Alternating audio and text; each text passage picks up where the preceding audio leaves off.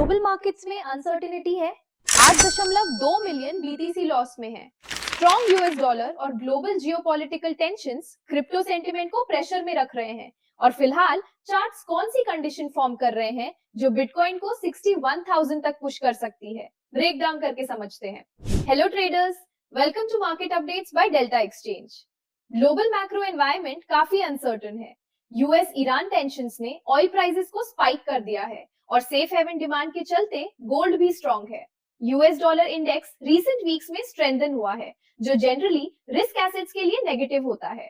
Tight liquidity, high yields और cautious investor sentiment bitcoin जैसे risk assets की recovery को स्लो कर रहे हैं।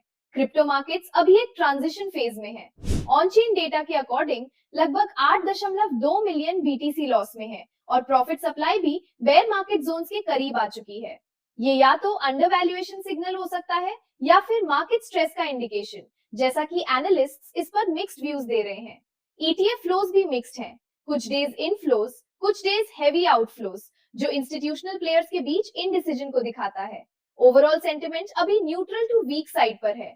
बिटकॉइन करंटली एक क्रूशियल रेंज में ट्रेड कर रहा है, around 66,000 to 67,000। Strong support zone है 65,600 टू 66,100 के बीच। अगर ये लेवल होल्ड करता है तो बुलिश कंटिन्यूएशन के लिए नेक्स्ट मेजर सप्लाई जोन है 67,000 टू 68,400। एक strong breakout above 0.78 level bullish wave continuation confirm करेगा, लेकिन अगर रिजेक्शन आता है तो प्राइस 61,000 टू 62,000 तक रिट्रेस कर सकता है, जो एक पोटेंशियल डीपर करेक्शन या अक्यूमुलेशन जोन हो सकता है।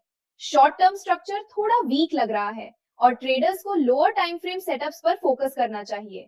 इथेरियम थोड़ा रिलेटिवली स्ट्रॉन्गर स्ट्रक्चर शो कर रहा है बिटकॉइन के मुकाबले। ईटीएच ने रिसेंटली 1930 के सपोर्ट से बाउंस किया है और एक हायर लो फॉर्म किया है, जो अक्यूमुलेशन का सिग्नल हो सकता है। करंटली ईटीएच एक डिसेंडिंग स्ट्रक्चर में है, लेकिन फॉलिंग वेव फॉर्मेशन बन रहा है, जो बुलिश ब्रेकआउट का पोटेंशियल रखता है।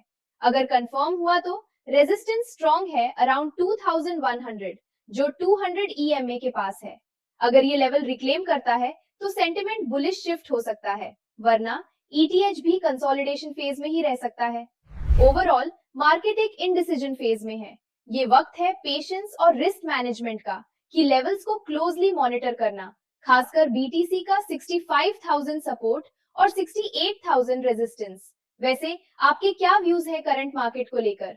कमेंट्स में जरूर बताना और नेक्स्ट अपडेट मिस ना हो इसलिए डेल्टा एक्सचेंज को फॉलो कर लेना।